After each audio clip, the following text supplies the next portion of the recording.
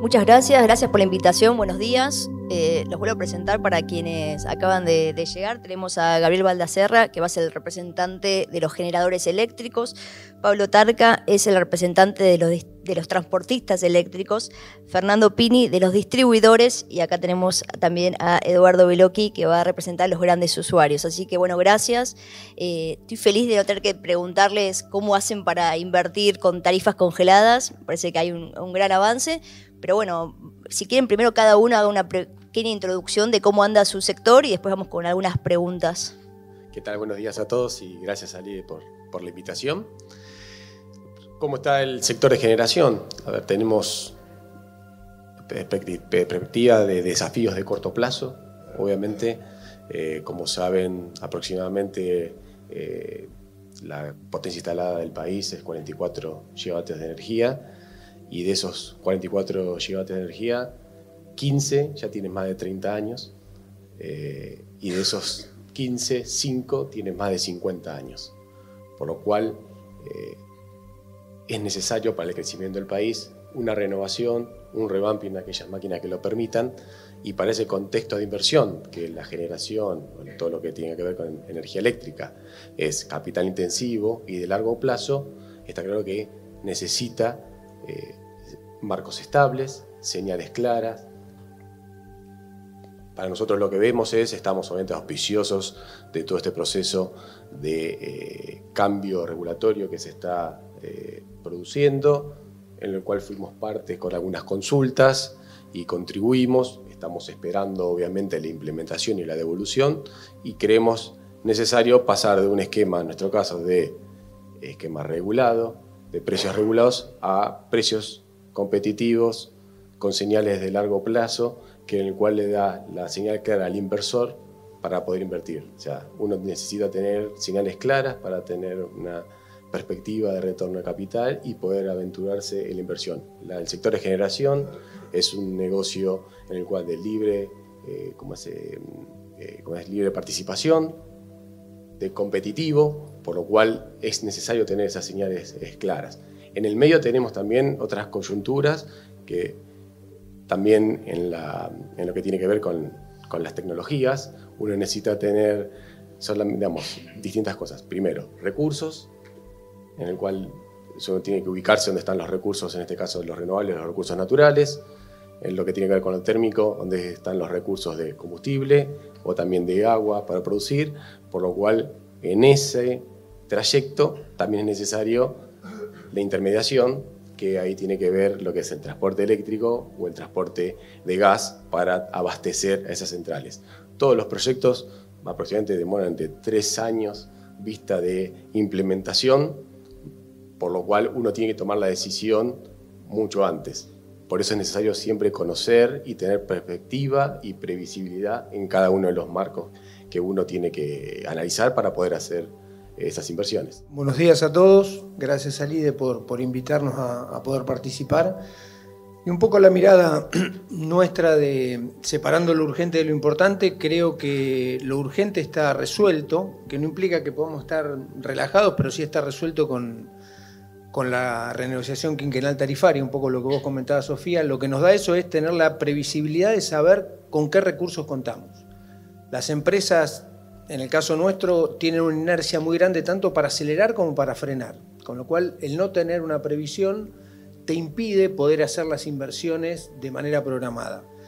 Tal vez la gran mayoría de los que están lo tienen claro, pero vale la pena remarcarlo que cuando hablamos de tarifa de transporte es para hacer inversiones en las instalaciones existentes, no incluye las ampliaciones. Por eso, cuando nosotros hablamos de que vamos a poder hacer inversiones, tiene que ver con renovación de equipamiento, con mejoras. Con lo cual, lo urgente está resuelto con la tarifa, el sistema, el diagnóstico es claro, es un sistema que está saturado, que no hay espacios, con lo cual lo importante que tiene que ver con las ampliaciones, que es lo que sigue, creo que tiene de los 3 pasos 2 dados. El primero, que tiene un elenco de prioridades de cuáles son las obras que hay que hacer, con un diseño que ha trascendido gobiernos, con lo cual creo que es un punto importante a nivel país, que tenemos un plan de ampliaciones que ha sido técnicamente diseñado. El segundo punto, creo que este gobierno ha dado señales claras con las resoluciones de hacia dónde estamos yendo. Está muy claro que vamos, como comentaba Gabriel recién, a un mercado libre. Creo, sin lugar a dudas, que todos estamos de acuerdo que es la búsqueda de la eficiencia. Y el tercer punto, que es el que está faltando, es la instrumentación de las resoluciones y la reglamentación de las leyes que nos permitan empezar a ver con detalles cómo queda marcada la cancha. Pero creo que con lo urgente resuelto y lo importante con 2 de los 3 pasos dados, las expectativas, al menos que tenemos como transporte, son muy buenas. Bueno, buenos días a todos. Gracias, Sofía. Gracias, Martín. Gracias, Rodolfo, por este espacio para poder pensar y expresarse y reordenar un poco las ideas. Bueno, básicamente no escapa a que el sector de distribución, como muchos de los otros sectores, han vivido 20 años bajo emergencia económica, cambiaria en materia de servicios públicos. Eso ha generado un desequilibrio en muchos de los ámbitos de la actividad. Frente a eso, creemos que estamos saliendo. Los distribuidores que ya no han tenido revisión tarifaria la van a tener. Provincia de Buenos Aires ha sacado recientemente un proceso bastante amplio en materia de plazo de revisión tarifaria, pero creemos que vamos a seguir adelante. Distribución ha hecho un esfuerzo muy grande estos últimos 2 años, porque cuando uno habla de retiro de subsidios, también está hablando del bolsillo del usuario final. Y para poder llevar adelante las políticas en materia de retiro de subsidio, se ha tenido que hacer un esfuerzo muy grande para poder encontrar esos espacios en la asequibilidad del servicio. Eso ha hecho que la prioridad haya estado en ese aspecto y el VAT, el valor agregado de distribución de las distribuidoras, haya tenido que acompañar esa estrategia de retiro de subsidio sin poder asumir un papel prioritario y fundamental. Pero lo estamos logrando, estamos avanzando. Eso es una buena noticia. Prácticamente el conjunto de todos los distribuidores se están normalizando con los pagos en el mercado eléctrico mayorista, están tratando de asimilar la caja del sector de distribución con la caja del sistema y estamos viendo con muy buenos ojos el hecho de que se quiera establecer una política regulatoria más libre, que se lleve a precios descendientes de la energía. Consideramos que hay un grado de eficiencia que se debe asumir en el sistema en general. Mucho tiene que ver con lo que recién manifestaba Pablo. También lo consideramos como una gran prioridad la expansión del sistema de transporte, que es el techo que nos pone a los distribuidores la posibilidad de poder ofrecer mayor potencia, mayor desarrollo. Muchos de acá deben formar parte de la industria y saben que hay una retención de oferta en el plano de distribución. Eso respecto de lo urgente. En cuanto a lo importante, somos muy conscientes, los distribuidores, que la distribución, así considerada al día de hoy, no va a existir más en el futuro. Es decir, en un futuro muy cercano, la distribución va a cumplir un rol muy diferente. Eso ocurre básicamente por varias razones, en las cuales yo quiero destacar 2. Una, la descentralización de la oferta. En términos de paradigma, uno recibía la energía del generador, pero el usuario, el segundo aspecto que lo cambia, es un usuario mucho más activo. Es un usuario que quiere tener participación en el sistema. Entonces el usuario quiere ser oferente de generación, quiere controlar su medición minuto a minuto, quiere modular su carga en su ámbito de consumo.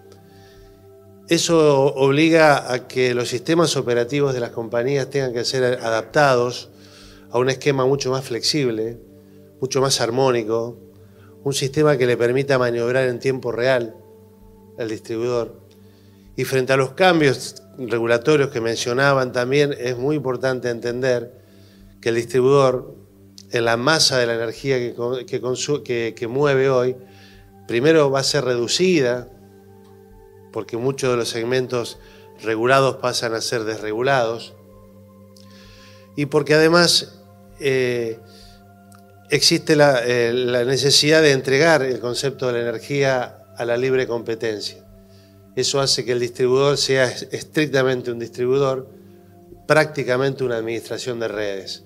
Con lo cual, mientras más nos demoremos en resolver lo urgente, menos vamos a tener tiempo en hacer un proceso adaptativo serio, en una transición energética seria, en un proceso de transición también desde el punto de vista regulatorio. Bueno, buen día a todos, gracias a Lide por la invitación. Bueno, como grandes usuarios, nosotros acá vemos la cadena de abastecimiento completo, desde la generación de Gabriel, la transmisión de Pablo y la distribución de Fernando. Y como grandes consumidores, siempre tenemos en la visión dos cosas: seguridad de abastecimiento y un costo que tiende a ser lo más competitivo posible. Siempre dijimos que en Argentina reunía todas las condiciones para tener una energía que sea una ventaja competitiva de la industria y del sector de servicios.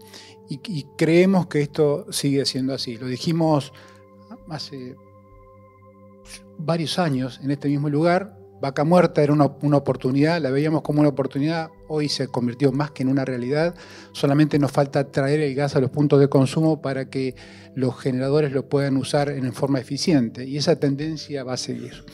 En ese sentido, y compartiendo acá un poco lo urgente y lo que vemos lo que vemos hacia adelante, es lo urgente obviamente es resolver los problemas de fondo que nos preocupan: el abastecimiento, la disponibilidad de generación, la mejora en la transmisión, en las redes de distribución.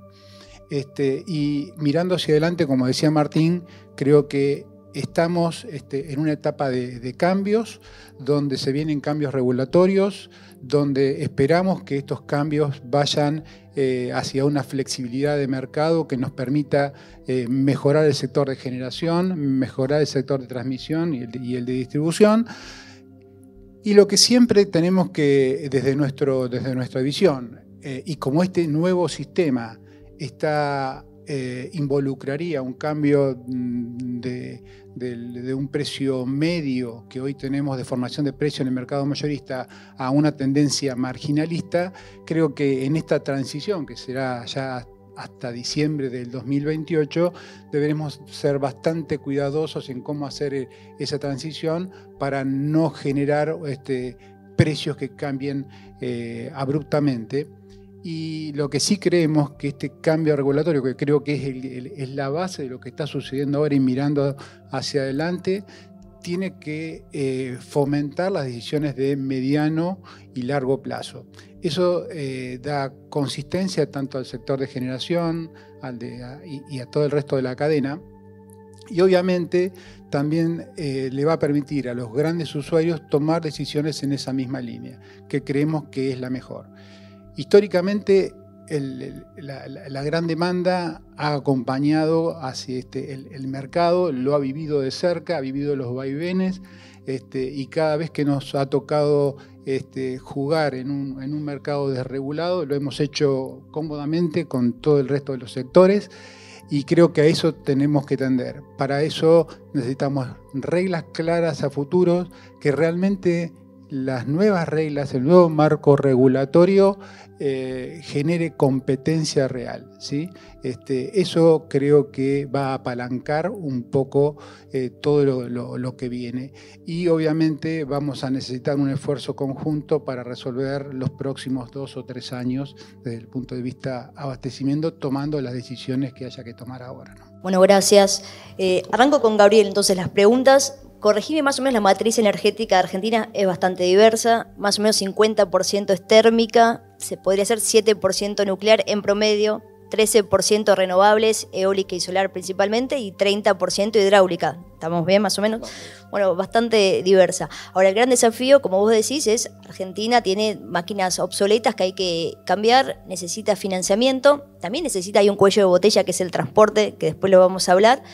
¿cómo hacen para invertir y que crezca? En algún momento Argentina tiene que crecer. Recordemos que el PBI está estancado desde 2012. Bueno, esperemos que crezca y para eso vamos a necesitar electricidad. Bueno, ¿cómo hacen para invertir en nuevas centrales térmicas o parques solares eólicos? Bueno, teniendo en cuenta que todavía no sabemos qué va a pasar con el transporte y dónde van a sacar el financiamiento para construir estas obras. Un poco también dándote esta idea de perspectiva, como dijo Fernando, hay un cambio también, ¿no?, en lo que es en el consumidor, también está la electrificación, los nuevos usos de la energía. Uno prevé, por lo menos con proyecciones que tenemos, que hacia el 2050 el consumo de energía eléctrica pasaría del 18 aproximadamente actual al 32, igualando prácticamente al de los derivados del petróleo. Por lo cual, si uno necesita un crecimiento energético para abastecer a la demanda de ese momento al 2050, estaría necesitando 85 gigawatts de potencia instalada nuevos a los adicionales. Por lo cual estaríamos hablando de 2 nuevos sistemas que están actuales. Necesitarías nuevamente, para eso necesitas obviamente un crecimiento sostenido de aproximadamente 3 gigas año. Podés reducir dependiendo cómo va teniendo esa curva, menor los primeros años, incrementándolo los últimos, pero estamos hablando de un desafío importante en los próximos 25 años. Si estos parámetros se sostienen. O sea, duplicar la actual matriz energética, triplicarla de acá a 25 años. Exactamente. Eso va a depender obviamente de estos nuevos usos, del comportamiento de los clientes, como dijo Fernando, pero es una tendencia que uno puede evaluar. Por lo cual es necesario, y como te dije antes, los proyectos no son, se planifican con mínimo 3 años, digamos, de construcción, previo a la planificación. Competimos también en lo que es tecnológicamente con este cambio que hubo en relación a la guerra, la guerra o la invasión de Rusia y Ucrania, produjo también cuello de botella en lo que tiene que ver con infraestructura de los tecnólogos, por lo cual tenemos en los equipamientos tecnológicos demoras también en la entrega, por lo cual uno tiene que asegurar todo eso y planificarlo con tiempo razonable. Si uno prevé que estas nuevas reglas se implementen y genere estos marcos, entendiendo que hay una transición en el cual también propiciamos que esa transición tiene que ser clara para entender de que la transición pueden ser 2 o 3 años como están planteados, pero serán esos 2 o 3 años y luego se conoce exactamente cómo va a continuar para uno poder tomar esas decisiones, porque también está atado a conseguir el financiamiento asociado para poder, como obviamente, desarrollar todo ese plan ambicioso que se tiene. Otro esquema que está dentro del cambio normativo es reinstalar la contractualización, obviamente entre privados, que es muy relevante. Pensemos que en los últimos años, si bien la contractualización se llevó a cabo por parte de los takers como el Estado, hubo un crecimiento asociado, o sea que con ese esquema aproximadamente se invirtieron 13.000 millones de dólares, fueron casi más de 10 gigawatts de potencia instalada en los últimos años de que empezó la contractualización, por lo cual ese es un esquema que entendemos que es viable, pero necesitamos que se implemente y que toda la demanda traccione obviamente a ese sistema para poder asegurar las inversiones hacia adelante. Perfecto. Ahora, para llegar a este objetivo de hacer crecer la matriz energética, más o menos ¿cuánto estimás de financiamiento que se necesita? ¿Cuánto hay que invertir para hacer crecer la matriz energética para 2050? Dependerá de la tecnología, no estaríamos hablando más de 100.000 millones de dólares. Claro, 100.000 millones de dólares. Bueno, vamos con transporte. Es el principal cuello de botella hoy. El gobierno lanzó, o por lo menos empezó a avanzar en intentar licitar algunas obras prioritarias. Bueno, ¿cómo ven ese proceso? Y de nuevo te hago la misma pregunta. ¿Cómo crees que se va a financiar? Si se va a conseguir financiamiento para poder llevar adelante estas obras. Yendo del piso al techo, el techo es lo que planteó Gabriel. Y si uno se para en el piso de cuál es el crecimiento, el sistema necesita un 3% más de energía mínimo por año, sin un crecimiento económico grande. O sea, prácticamente vegetativamente creces un 3% por año. Si vos lo pasás a megavatios, esos son más o menos 1.200 megavatios adicionales por año, y 1200 es la potencia natural de una línea, con lo cual vos necesitarías hacer un vínculo estructural y 1200 megavatios adicionales por año. El gobierno lo que lanzó con la resolución 715 y la 311, con la 715 marcó la emergencia y con la 311 priorizó las primeras 3 obras. El mecanismo que está impulsando para las obras es un financiamiento y un repago de la obra una vez que la obra esté finalizada. Respecto a tu pregunta de si se va a conseguir financiamiento, seguramente sí, el costo de ese financiamiento puede llegar a ser una de las dudas.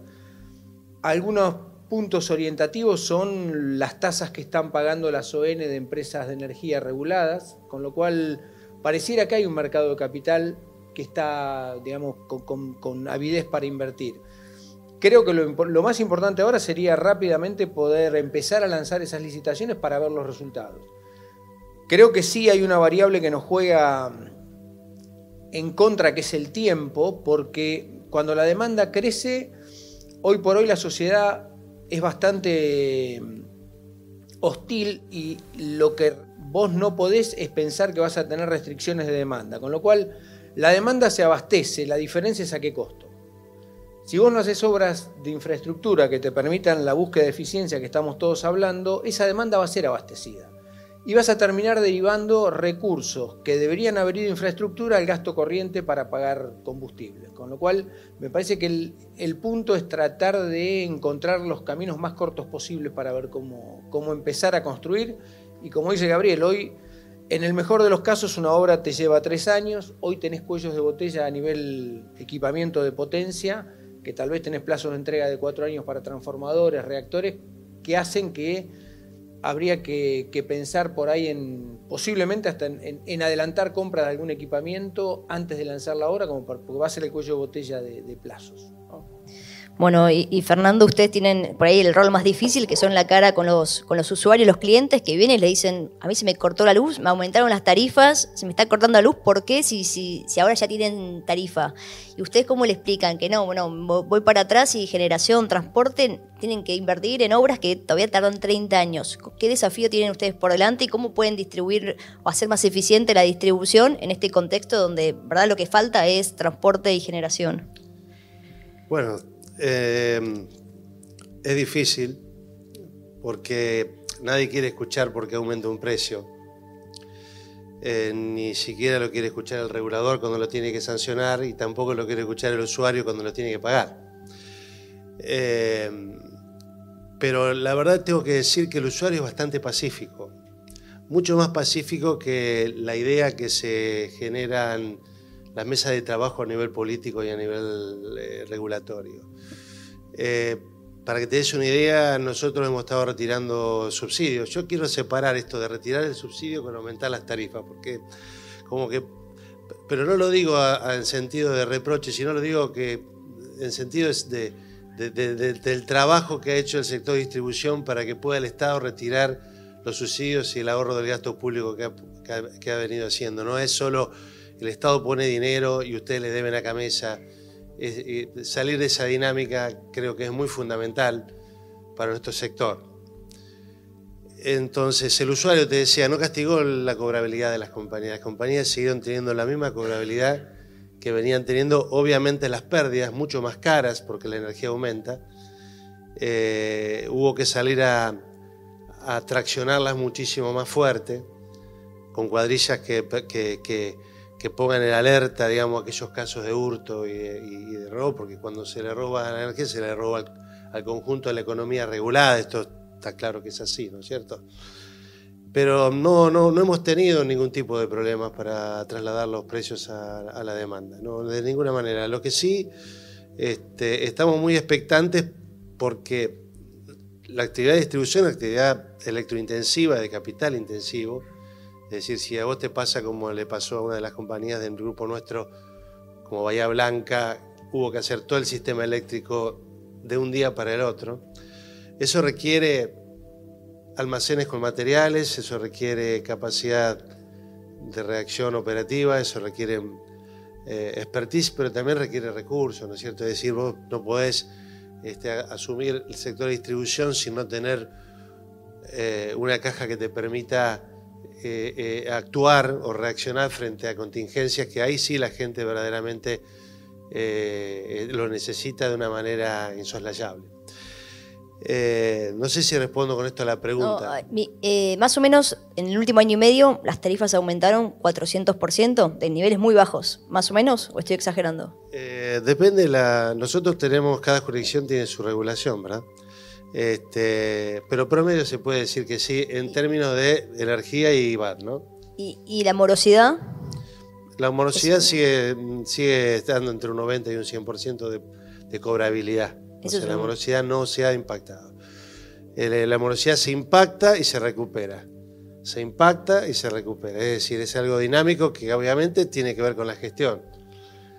Yo con mi rol de director de CAMESA lo trato de transmitir. A veces que las decisiones regulatorias llevan un tiempo hasta que eso se expresa en la caja del distribuidor, porque hay un acomodamiento del bolsillo del usuario a un acomodamiento también de la caja del distribuidor para que luego se pueda entender en la caja del sistema. Ese proceso de acomodamiento lleva entre 30 y 60 días, pero se acomoda. Bueno, paso a Eduardo, grandes usuarios, que el otro día que hablábamos me contabas que más o menos la demanda de grandes usuarios es más o menos estable en los últimos más de 10 años, lo cual es un poco una tristeza porque debería crecer, pero bueno, es otro reflejo de que la economía no crece. ¿Cómo ven el tema de reacomodamiento tarifario ahora que se está hablando? Vos hablabas un poco del costo marginal, no sé si eso va a ser más costoso o no para las empresas. ¿Cómo se van a adaptar a nuestro nuevo esquema? Sí. Sí, es así, Sofía. La realidad, y lamentablemente, como bien decís, la demanda de los grandes usuarios ha mantenido en los últimos años cerca de los 3.000 gigavatios hora mes, comparado con el sector de distribución que hoy está entre 7 y 11.000 gigas, ¿no? Y que es el que naturalmente crece por un tema vegetativo año a año, como bien se comentaba acá, y que hay que abastecerlo. Ahora, hay varias respuestas a tu pregunta, ¿no? Lo podemos dividir en distintas partes. Cambios tarifarios nuevos en la nueva regulación, en el nuevo camino, sí se ve un probable cambio de costos para los GU, porque por lo menos lo que ha dejado trascender ahora el Estado a través del documento de los lineamientos implica digamos, un desdoblamiento de mercado, ¿no? Una parte de los generadores alimentaría los GU, una parte de los generadores distintos alimentaría el sector de distribución y se crearía un mercado marginalista que iría creciendo, saliendo de un precio medio, pasando a un mercado cada vez más marginalista hacia fin de diciembre del 2028. ¿Sí? Entonces, si este cambio, y hablo en potencial porque todavía no están listos los lineamientos finales, si este cambio se produce, implicaría un salto de costo para los GU, del orden de los 75 a los 85, por el cambio en sí, nada más. Y después vendría un efecto marginalista de cómo se iría pasando el precio medio hacia un precio cada vez con una componente marginal más grande. Es decir, vemos la necesidad de que haya un cambio, de los cambios regulatorios que nos hagan mirar al futuro realmente, pero también como demanda decimos tenemos que tener cuidado con esos saltos bruscos de costos, porque eso sí afecta a la competitividad, ¿sí?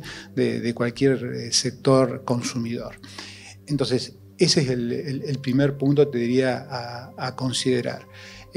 Dicho esto, también hay que remarcar que el sector de la gran demanda ha sido proactivo en cada uno de los cambios que se ha producido. Estoy mirando acá y todos lo ven seguramente, el sector de energías renovables. El sector de energías renovables se desarrolló gracias a un entendimiento más allá de la parte regulatoria que fijó las bases, a un intercambio con el sector de generación de negocios de mediano y largo plazo. Es más, hay grandes usuarios que también invirtieron en generación propia.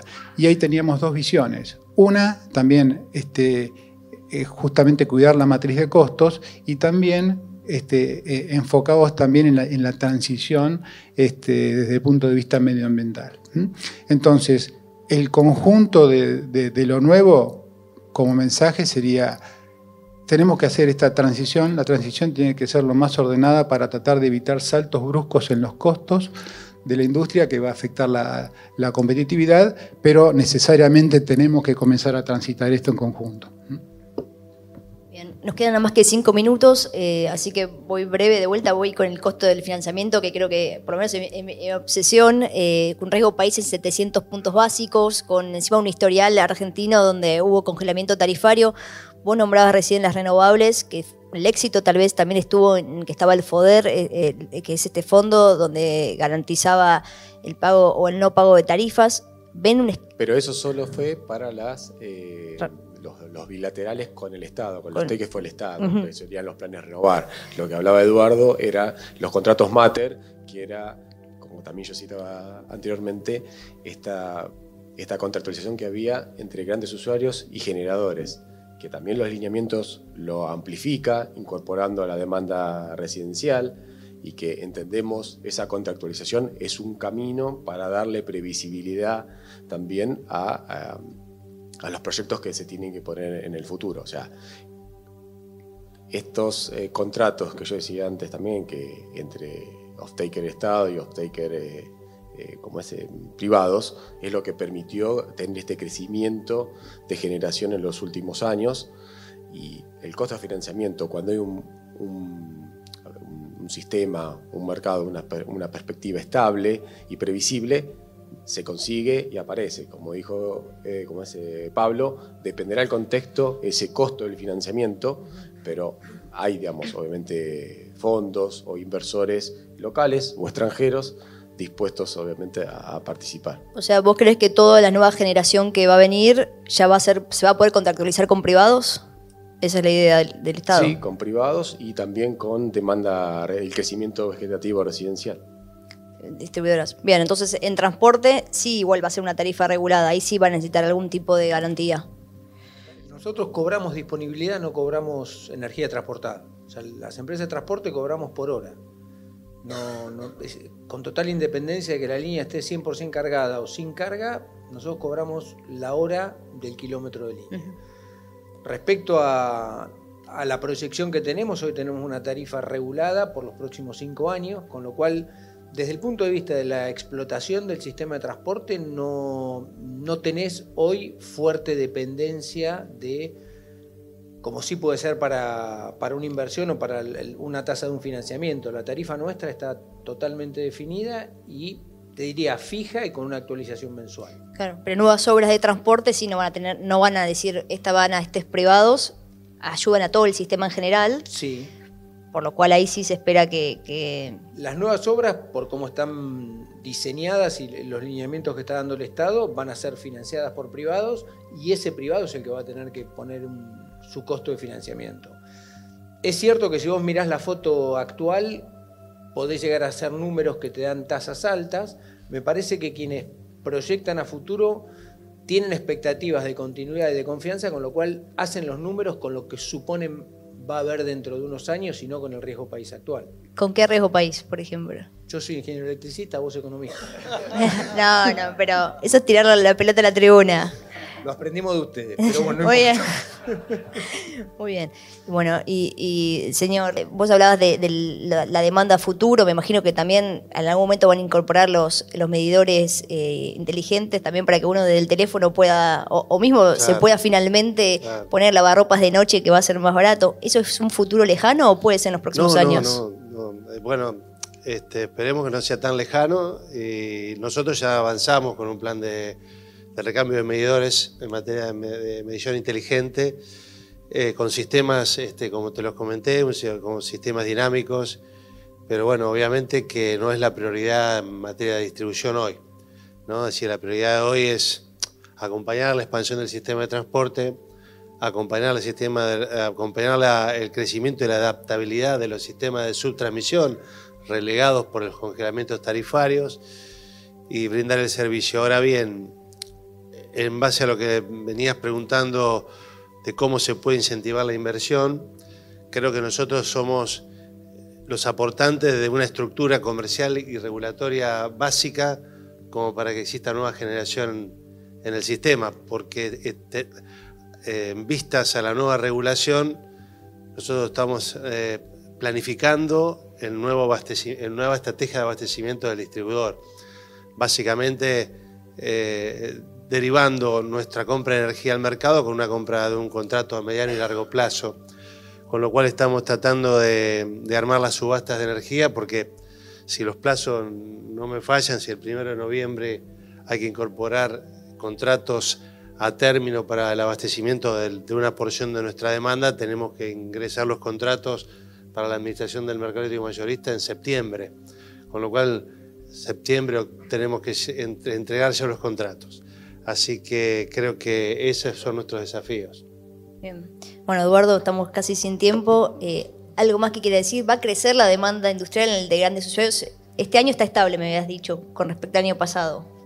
Lamentablemente no vemos que eso pase. Obviamente, como vos sabés, esto va a depender mucho de las condiciones del país, que cree las condiciones. Una de las condiciones que creemos importante es el costo energético, ¿sí? Si no miremos la coyuntura, miremos el largo plazo, tenemos las condiciones para crear ese país que todos queremos, donde la industria se venga a radicar, donde el sector de servicios crezca en calidad y crezca también en facilidades para que toda la gente se mueva mejor.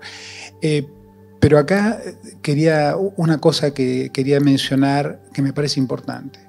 En el tema de distribución, ¿sí? Hay contactos con las provincias en todos los lugares.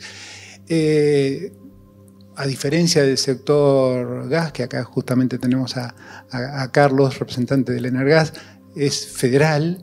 El sector de distribución está atomizado en las distintas jurisdicciones, ¿sí? Cada una crea sus reglas.